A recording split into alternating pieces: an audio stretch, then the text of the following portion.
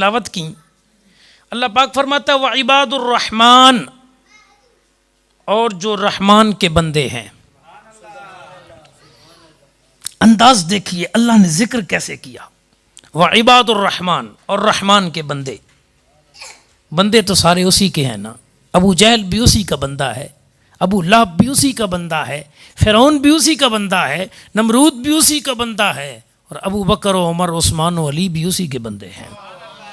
بندے تو سارے اسی کے ہیں، لیکن جب اپنوں کا ذکر کرتا ہے تو قرآن نے انداز یہ دیا، اللہ پاک نے انداز ہمیں یہ دیا وعباد الرحمن، اور جو رحمان کے بندے ہیں. جی اللہ اکبر کبیرہ.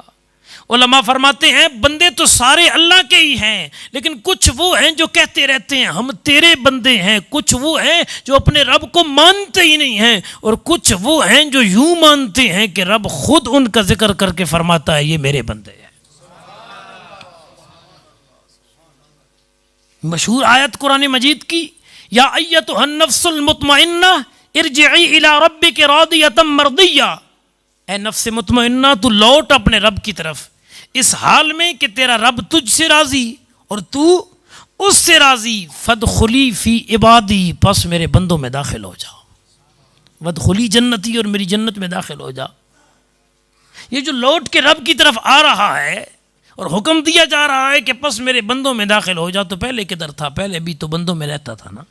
پہلے ہر قسم کے بندوں میں رہتا تھا، یعنی دنیا میں تھا جہاں کافر بھی تھے، مومن بھی تھے، گناہ گار بھی تھے، بدکار بھی تھے، خطا کار بھی تھے. اور جب نیک مومن کا وصال ہوتا ہے پھر وہ ادھر ادھر نہیں جاتا، ہر ایک کے ساتھ نہیں رہتا. فادخلی فی عبادی، وہ رب کے خاص بندوں میں شامل ہو جاتا ہے.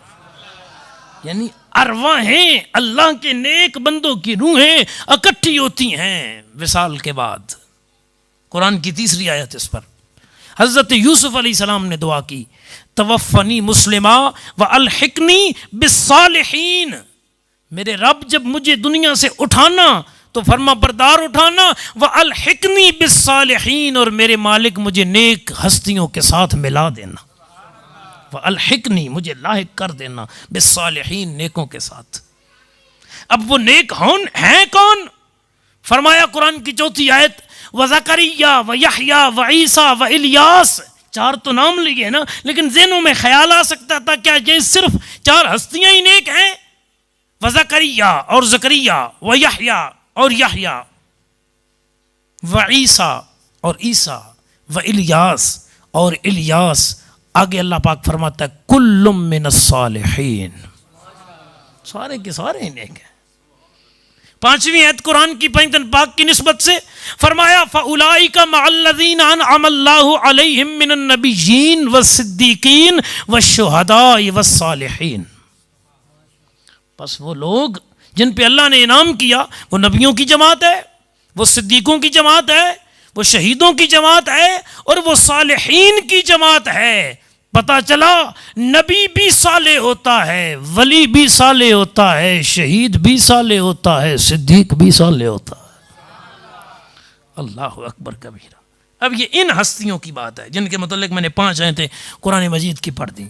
اللہ کریم کے پیارے بندے، رب کریم کے نیک بندے، یعنی اللہ پاک قرآن مجید میں یوں یاد کرتا ہے کہ لوگوں کو حکم دیتا ہے وَاذْكُرْ فِي الْكِتَابِ ابراہیم، کتاب کھولی اور میرے ابراہیم کا ذکر کیجیے.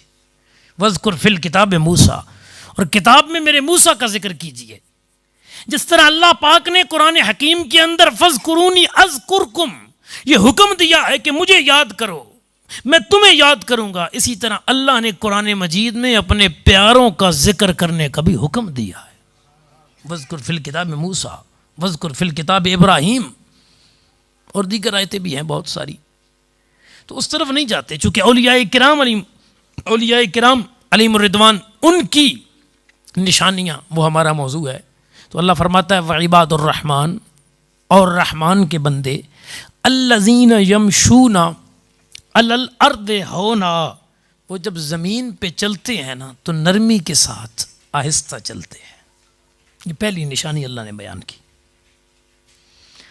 قرآن مجید میں جتنا تذکرہ ہے نا، جتنے احکامات کا یا معاملات کا یا جتنی چیزوں کا، جب کسی انسان کے ساتھ وابستہ کسی چیز کا ذکر قرآن مجید میں کیا جاتا ہے تو اس کی دو صورتیں ہوتی ہیں عمومی طور پہ.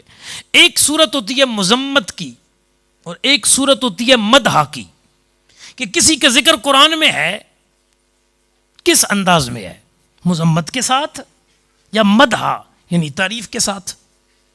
مثلا شیطان کا ذکر قرآن میں ہے یا کوئی نہ, قرآن میں کثیر مقام پہ ہے نا. وَإِذْ قُلْنَا لِلْمَلَائِكَةِ اسْجُدُوا لِآدَمَ فَسَجَدُوا إِلَّا إِبْلِيسَ أَبَى وَاسْتَكْبَرَ وَكَانَ مِنَ الْكَافِرِينَ. جی ذکر تو شیطان کا بھی قرآن میں ہے, لیکن ہے کیا؟ ابا واستکبر وکان من الکافرین, اس نے انکار کیا, وہ کافروں میں سے ہوا. شیطان کا ذکر ہے قرآن میں لیکن مذمت کی صورت میں ہے. فرعون کا ذکر ہے قرآن میں, النار یعرضون علیہا غدوا وعشیا ویوم تقوم الساعة ادخلوا آل فرعون اشد العذاب. قرآن میں ذکر ہے فرعون کا, لیکن کیا ہے کہ فرعون اور اس کے حواریوں کو صبح و شام آگ پہ پیش کیا جاتا ہے. ذکر قرآن میں کسی کا ہونا یہ بھی کمال نہیں ہے, دیکھا یہ جائے گا کس حال میں ہے. اور عموماً دو حال ہوتے ہیں, ایک حال یہ کہ اس کی مذمت کی جائے, اس کی برائیوں کو بیان کیا جائے جیسے فرعون کا ذکر ہے, اور اس کی مذمت اور اس کے عذاب کو بیان کیا گیا. اب قرآن مجید کے وہ مقامات اٹھائیے جہاں اللہ کے پیاروں کا ذکر ہے, نبیوں اور ولیوں کا, صحابہ و اہل بیت کا ذکر ہے, وہاں مذمت کی صورت میں نہیں ہے, وہاں حالت مدح میں ہے. یہ گرامر پڑھنے والے جانتے ہیں حالت مدح میں ذکر جو ہوتا ہے اس کا معنی یہ ہوتا ہے کہ اللہ ان کا ذکر بھی اپنی کتاب میں کر رہا ہے تو تعریف والے انداز میں کر رہا ہے. جو اللہ پاک نے یہاں ذکر کیا ہے وہ عباد الرحمن, اور جو رحمان کے بندے ہیں, الذین یمشون علی الارض ہونا, وہ زمین پہ چلتے ہیں تو نرمی کے ساتھ. اب ان دو صورتوں میں سے صورت لگائیں, کیا یہ مذمت کے لیے آیا ہے کہ زمین تے ہولے ہولے چل دیں؟ جی یہ ان کی مذمت کے لیے ہے, نعوذ باللہ. جی مذمت کے لیے تو نہیں ہے, تو پھر دوسری صورت ہی بچتی ہے کہ تعریف کے لیے. بخاری میں حدیث موجود ہے, صحیح حدیث, نبیوں کے تاجدار نے فرمایا تیز تیز چلنے میں کوئی نیکی نہیں ہے. تیز تیز چلنے میں کوئی نیکی, اب بھجے رہاں دیوار ویلے. صدیق اکبر رضی اللہ تعالیٰ آئے نا تو جماعت کھڑی تھی. بکر صدیق نے دیکھا کہ رکعت نکل نہ جائے, ذرا قدم تیز تیز رکھے مسجد نبوی شریف کے اندر. اور کریمہ کا صلی اللہ علیہ وسلم کے بعد فرمایا جب تم نماز کے لیے آؤ تو آہستہ آہستہ چل کے آؤ, جو جماعت مل جائے وہ حاصل کر لو, جو رہ جائے وہ بقیہ نماز پڑھ لو, دوڑ کے جماعت میں شامل نہیں ہونا. ٹھیک ہے, بخاری شریف میں ہے. ٹھیک ہے, تو نماز کے لیے بھی آئیں, بالخصوص مسجد میں تیز تیز. رکوع میں امام صاحب ہوں تو ذرا آپ لوگ بھاگتے ہیں, جلدی جلدی بھی رکعت مل جائے. تو حضور نے کیا فرمایا, جو رکعت ملتی ہے وہ مل جائے, جو رہتی ہے وہ رہ جائے, لیکن مسجد میں دوڑنا نہیں ہے, اتنے تیز قدم چلنا کہ دھمک پیدا ہو. یہ مسجد کے اندر بھی جائز نہیں ہے. تو وہ رب کے پیاروں کی چال کتنی منمونی ہوگی کہ وہ زمین پہ اتنے ہولے چلتے ہیں کہ رب کو ان کے چلنے کا انداز اتنا پسند آیا کہ رب نے ان کے چلنے کے انداز کو قرآن میں ذکر فرمایا.